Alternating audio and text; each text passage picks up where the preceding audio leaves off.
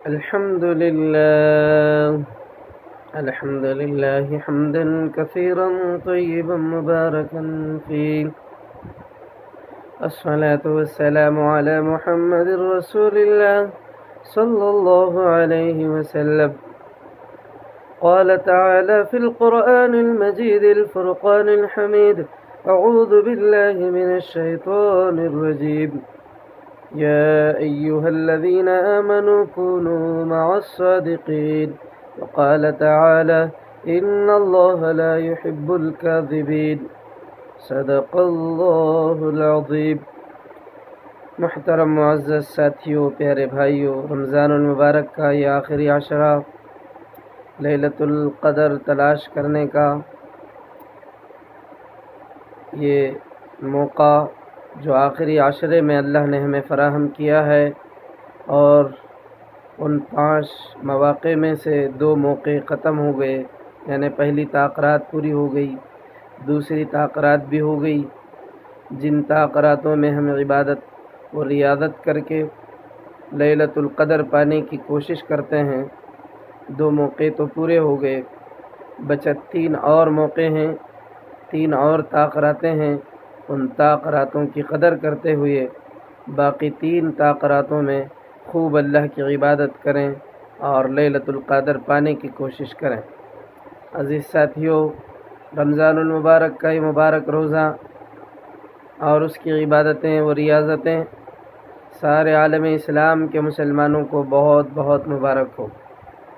عزیز ساتھیوں، مسلمان اور مسلمانوں کے اخلاق الحمدللہ، جیسا کہ آپ نے گزشتہ سماعت فرمایا، مسلمانوں نے اس موقع پر، یعنی لاک ڈاؤن کے موقع پر، ایک مسلمان ہونے کا مکمل حق ادا کرنے کی بھرپور کوشش کر رہے ہیں. صحابہ جیسے اوصاف مسلمانوں میں لاک ڈاؤن میں زندہ ہوتے ہوئے نظر آ رہے ہیں. الحمدللہ، یہ بہت خوش آنند بات ہے.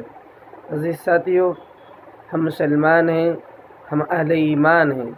ہمارے اعمال سے انسان ہی کو نہیں بلکہ جانوروں کو بھی فائدہ پہنچتا ہے، کیونکہ اہل ایمان نفع پہنچانے والی قوم ہے، نقصان پہنچانے والی قوم نہیں ہے. یہ خیر کو عام کرنے والی قوم ہے، شر کو ختم کرنے والی قوم ہے.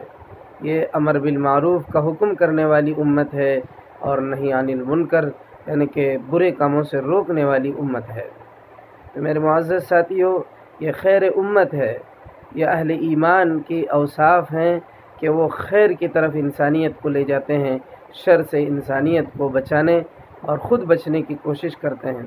میرے معزز ساتھیوں، جیسا کہ اب الحمدللہ لاک ڈاؤن میں مسلمان اپنی طاقت سے زیادہ اپنے مال کو غریبوں، مفلسوں، مجبوروں، لاچاروں، یتیموں، مسکینوں، بیواؤں پر خرچ کر کے، یہاں تک کہ اپنی جائیدادوں تک کو بیچ کر کے، اور اپنی طبیعت اور اپنے آپریشن اور اپنے حج اور اپنے دیگر عبادتوں کے لیے بچا ہوا پیسہ بھی، یہ آج انسانیت کے تقاضے کو اور انسانوں کے بھوک کو مٹانے کے لیے جو مسلمان اپنا ہاتھ کھول کر کے، دل بڑا کر کے اور اپنی طاقت سے زیادہ خرچ کر رہے ہیں، یہ مسلمانوں کی اصل اوصاف ہیں، یہ مسلمانوں کی اصل پہچان ہے.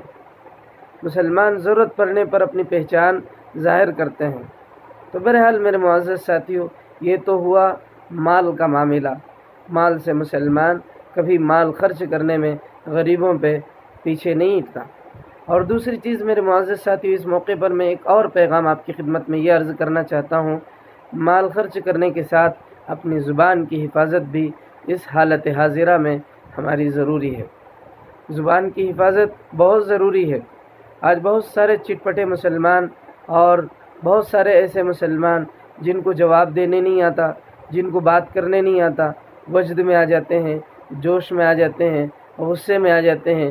کبھی کسی دوسرے مذہب کے برادری کے لوگوں سے بات کرتے ہیں، جب وہ لوگ کچھ سوالات کرتے ہیں تو آپے سے باہر ہو جاتے ہیں، کچھ ایسی باتیں کر دیتے ہیں جس کی وجہ سے بچا کچا جو مسلمانوں کے ساتھ ان کا دل لگا ہوا تھا وہ بھی ختم ہو جاتا ہے. تو اس کی وجہ یہ ہے کہ اس کی وجہ میں سمجھتا ہوں، اس کی وجہ مسلمانوں میں نالج کی کمی.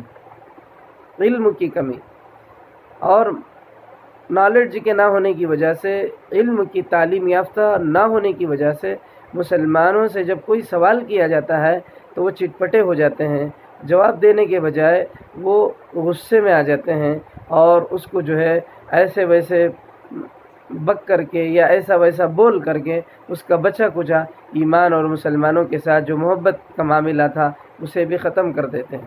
خاص طور پر آپ نے دیکھا ہی ہوگا، بہت سارے لوگ جب ڈبیٹ پہ ٹی ویوں پہ بیٹھتے ہیں تو ماشاءاللہ کچھ اہل علم لوگ معقول جواب دیتے ہیں، اچھے طریقے سے ایکسپلین کرتے ہیں جب ان کے سوالات ہوتے ہیں۔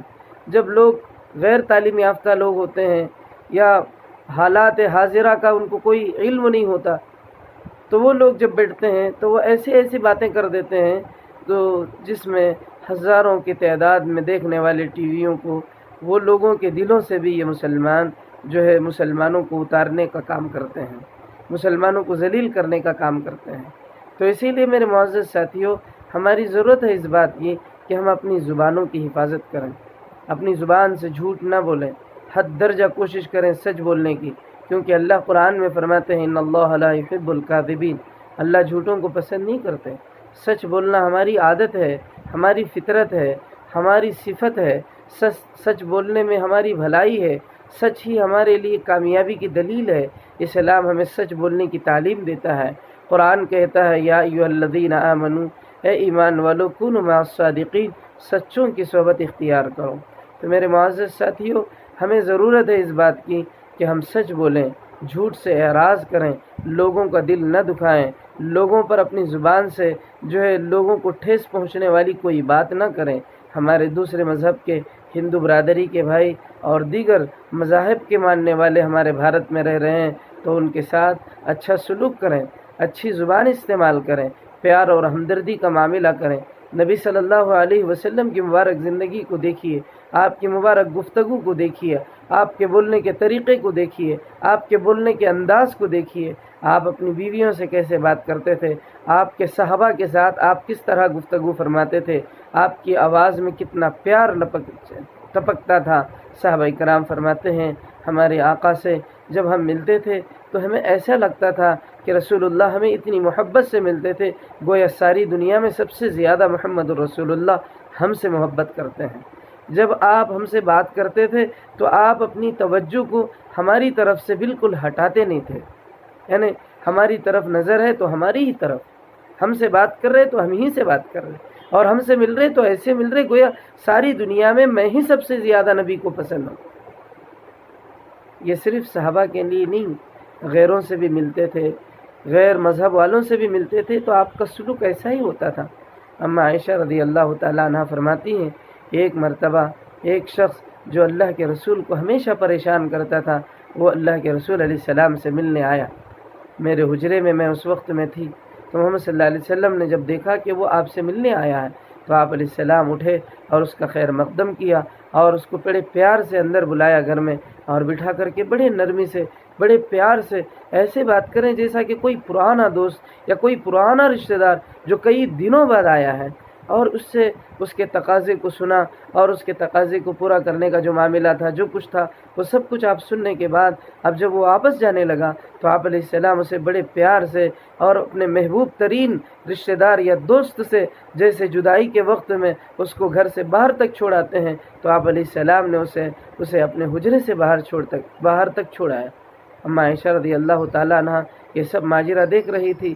جب آپ علیہ السلام واپس آئے تو حضرت اما عائشہ نے پوچھا یا رسول اللہ، آپ کا وہ دشمن، آپ کو ستانے والا، آپ کو دکھ پہنچانے والا، آپ کو ہر وقت پریشان کرنے والا، اور آپ اس کے ساتھ اتنا اچھا برتاؤ کرتے ہیں؟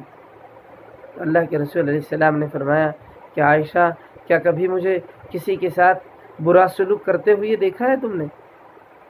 تو پھر میں کیسے اس کے ساتھ برا سلوک کروں؟ تو یہ ہمارے آقا صلی اللہ علیہ وسلم کی عادت، یہ آپ کا برتاؤ تھا۔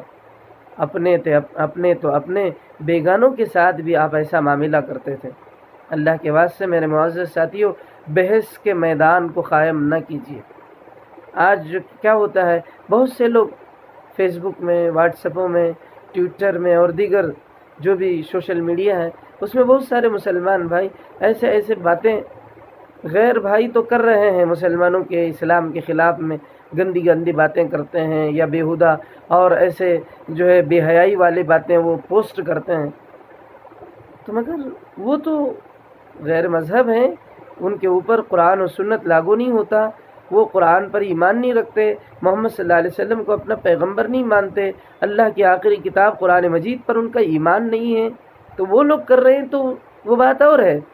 اور بہت سارے مسلمان بھی کامنٹس کرتے ہوئے ایسے ایسے امیجز پوسٹ کرتے ہیں، ایسے ایسے جو ہے باتیں پوسٹ کرتے ہیں جس سے وہ دوسروں کو، دوسرے مذہب والوں کو دکھ ہوتا ہے یا نہیں ہوتا ہے، یا ان کو تکلیف ہوتی ہے وہ نہیں ہوتی ہے، وہ تو بات کی بات ہے، مگر بعض لوگوں کی بعض باتوں کو دیکھ کر اور ان کو پڑھ کر کے مسلمانوں کا سر شرم سے جھک جاتا ہے۔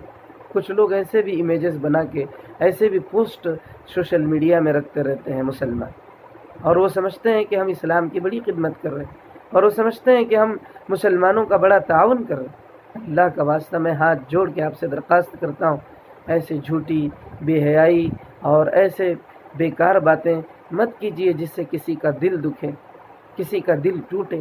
جھوٹی باتوں کو مت پھیلائیے، بری اور بے حیائی باتوں کو مت پھیلائیے، اسلام اس کی اجازت بالکل نہیں دیتا۔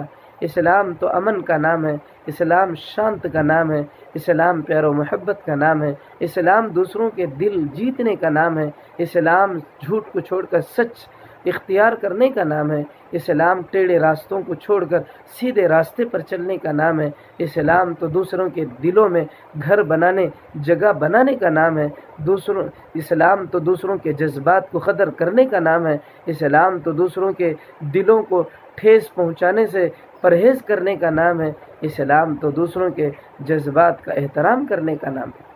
میرے معزز ساتھیوں، اللہ سے ڈریے، دوسروں کا دل نہ توڑیے، جھوٹ مت بولیے، دوسروں کو تکلیف نہ پہنچائیے، ملک میں رہنے والے دوسرے مذہب کے جو برادری کے بھائی ہیں ان کا احترام کیجیے، ان کی قدر کیجیے، ان کے ساتھ ایسے بحث و مباحثہ مت کیجیے۔ قرآن میں اللہ تبارک و تعالیٰ کیا فرماتے ہیں؟ قولا لینا لعلہ یتذکر او یخشی۔ یہ کس سے کہا جا رہا؟ حضرت موسیٰ سے، اور وہ بھی کس کے پاس جا رہے موسیٰ علیہ السلام؟ فرعون جیسے ظالم جابر انا ربکم الاعلی کا دعویٰ کرنے والا، میں خدا کہنے والا، اس سے بڑا اللہ کو ناپسند اور کون ہو سکتا ہے؟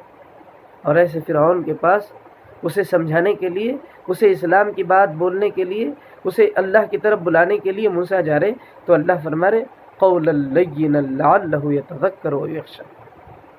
موسیٰ نرمی سے بات کرو۔ فرعون سے؟ کس سے؟ فرعون سے کیسے بات کرو؟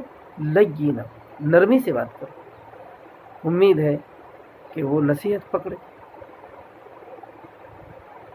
تو اسی طرح قرآن مجید میں اللہ تبارک و تعالیٰ اور دوسری جگہ پہ فرماتے ہیں، اے ایمان والو، جب تم کسی کو دعوت دو تو حکمت کا راستہ اختیار کرو۔ بہت سے لوگوں کو حکمت، دانائی اور زبان چلانے، زبان بات کرنے کا سلیقہ نہیں ہوتا، بدتمیزی والی زبان اختیار کر لیتے ہیں، بڑبڑ کر دیتے ہیں، جو دل میں آئے وہ بول لیتے ہیں، جس کا کوئی ثبوت نہیں ہوتا، جس کی کوئی دلیل نہیں ہوتی، بعد میں پچھتانا پڑتا ہے اہل اسلام کو۔ اسی لیے میرے معزز ساتھیوں، اللہ سے ڈریے، دوسروں کا دل توڑنے اور جھوٹ بولنے اور برے کام کرنے سے بچیے۔